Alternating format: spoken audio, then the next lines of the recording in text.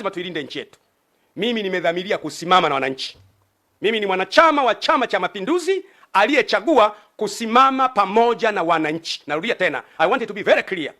Mimi ni mwanachama wa Chama cha Mapinduzi, ni mjumbe wa halmashauri kuu ya Chama cha Mapinduzi ambaye hakubali utekaji, hakubali uonevu, sikubali ufisadi. Nimedhamiria kusimama na kilio cha wananchi na nitasimama nao mpaka mwisho.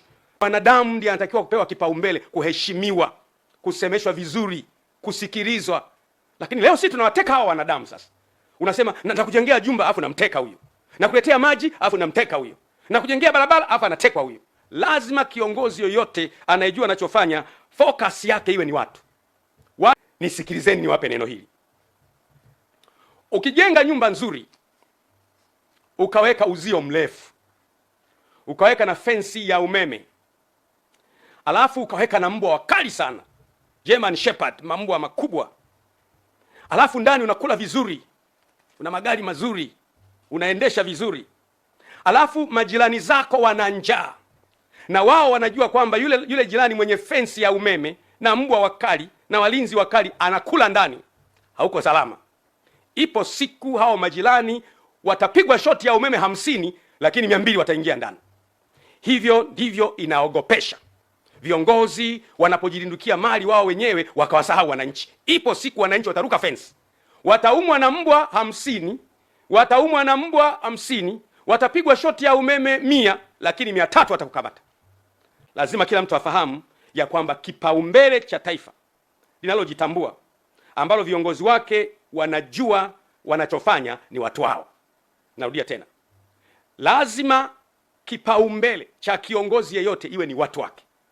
Nikupe mfano. Kwa mfano, unajenga barabara kwa ajili ya nini? Watu wapite, watu waendeshe magari.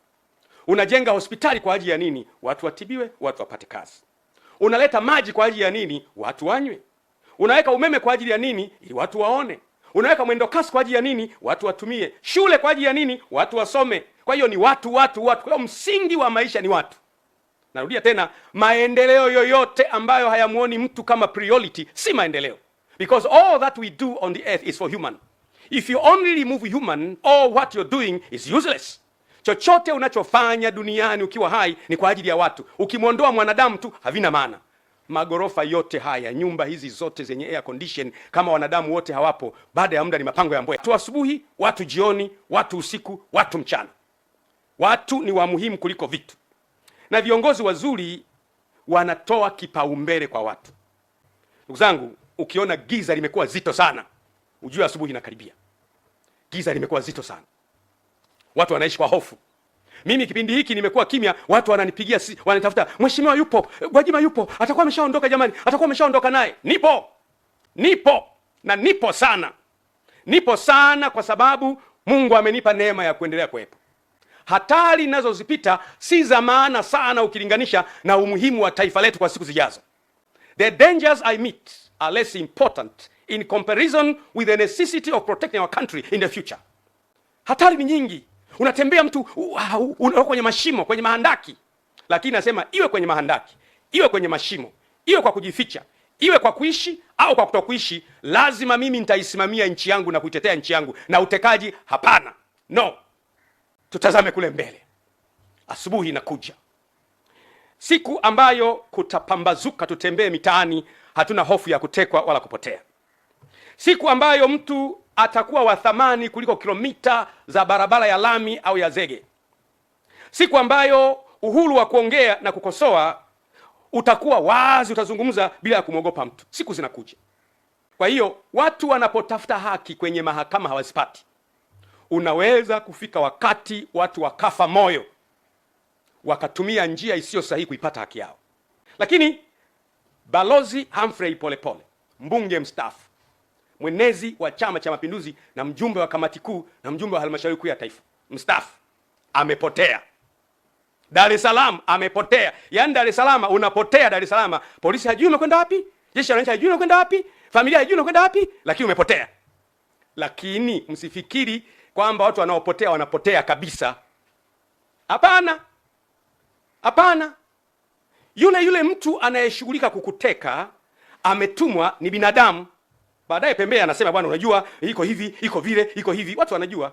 Mimi nawashauri mno vyombo, jitahidini kwa kadiri mnavyoweza kukisaka kikundi hiki ambacho kinateka watu katika nchi.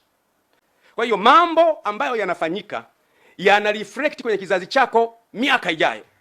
Ni muhimu sana watu wanapotafuta haki wapate haki yao. Kuna muumini wa makanisa yetu, kanisa halijafunguliwa mpaka leo. Kwa nini? Umekemea utekaji. Narudia tena, funga milele, utekaji haukubaliki. Narudia tena, funga kanisa mpaka Yesu arudi, utekaji haukubaliki. Hatutakubali mtu atekwe, awe Muislamu awe Mkristo. Watekaji wanaweza kufikiri wako salama. Mimi ni muumini wa Biblia. Kwenye kitabu cha Ufunuo sura ya 13 mstari wa 10 inasema hivi: mtu akichukua mateka atachukuliwa mateka, na mtu akiua kwa upanga atauawa kwa upanga. Mambo ambayo mnayafanya kwa watu gizani, mambo yale yale miaka ijayo Mungu ataruhusu wafanyiwe watoto wenu mchana kweupe. Habari kwa nyie watekaji, acheni. Na wale mlio wateka waachieni, mwacheni polepole. Release polepole, mwacheni polepole. Kama hayupo mtuambie. Waachieni wengine ambao mmewateka, waachieni. Mtaifanya nchi iwe mahala pabaya. Niwape mfano wa mwisho afu namalizia. Ambaye anakwenda kwenye msiba wa kumzika Raila Odinga, amezuiwa pale. Leo yuko kwenye matatizo, hatujui yuko wapi. Niwatie moyo ndugu zangu wananchi. Mungu hachelewi. Mungu hachelewi kuitimiza ahadi yake. Utekaji umezidi, maisha ya watu yanaharibika, na Mungu atajibu. Maneno yangu haya ni ya thamani sana, hasa kwa muda ambao nayazungumza. Kwa muda huu hakuna mtu anaweza kuzungumza na yuko nchini. Mimi niko nchini. Niko hapa kwenye nchi. Wengine wote wamekimbia. Kwa nini? Na ninapozungumza wanaanza, jamani kwa Juma atakuwepo. Sikiliza niwaambie. Bwana asipoilinda nyumba, wao walindao wakesha bure. Na Bwana asipoujenga mji, wao wanaojenga wafanye kazi bure. Ulinzi una Mungu. Mungu akitaka uishi utaendelea kuwepo.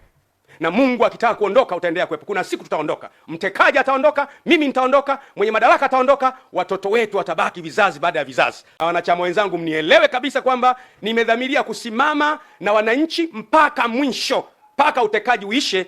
Na tazama kule mbele, asubuhi inakuja, na Mungu wetu ni mwaminifu, atatimiza ahadi zake. Asanteni sana wananchi. Mungu awabariki.